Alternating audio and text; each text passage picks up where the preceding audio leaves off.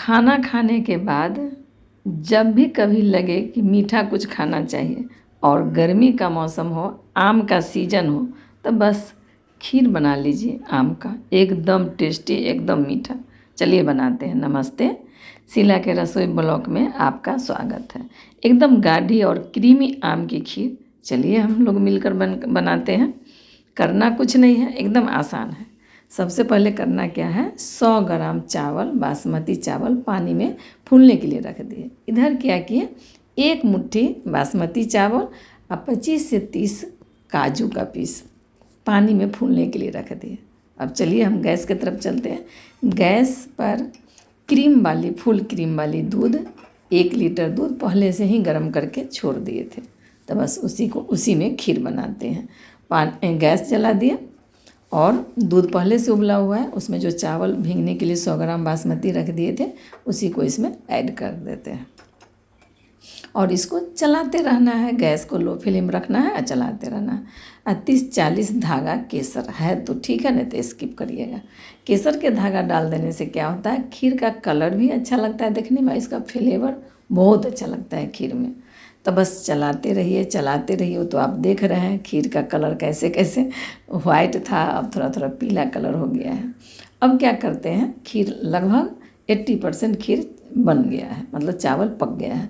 तब क्या करना है, जो चावल और काजू जो हम फूलने के लिए डाले थे उसमें थोड़ा सा दूध ऐड करके इसको पीस लेना है, पेस्ट बना लेना है।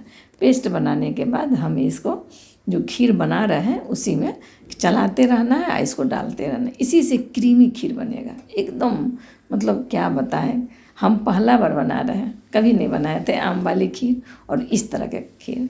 तो बहुत अच्छा लग रहा था खाने में, गजब का टेस्टी था। मतलब फ्रिज में ठंडा रख दीजिए और तब खाइए तो लगा कि मिठाई ही खा रहे हैं हम। और चीनी के लिए 100 ग्राम चीनी इसमें ऐड कर दिए और गैस लो फ्लेम रखिए, इसको चलाते रहिए। देखिए, बताने की ज़रूरत नहीं, आप देख रहे हैं मेरे वीडियो को तो आपको देखने में ही लगता होगा कि खीर कितना अच्छा लग रहा है देखने में। फिर 2 या 3 इलायची को खलमुसर में कूट करके डाल दिए, कुछ काजू डाल दिए, कुछ क्या मतलब जो घर में था ड्राई फ्रूट्स और भी डाल सकते हैं।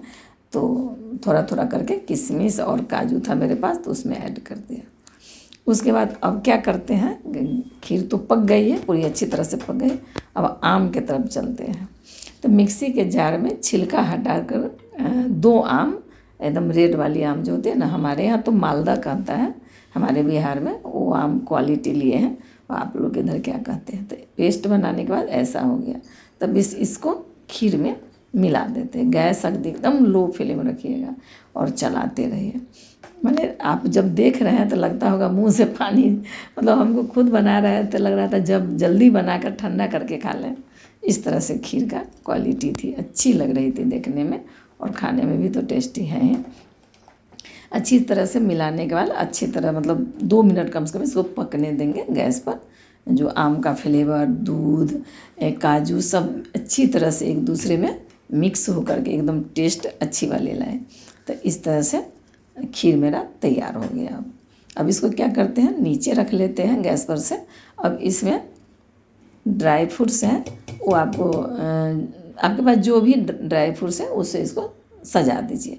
सजाने के बाद इसको फ्रीज में रख दीजिए कम से कम 1 घंटा के लिए, और तब निकाल करके खाइए।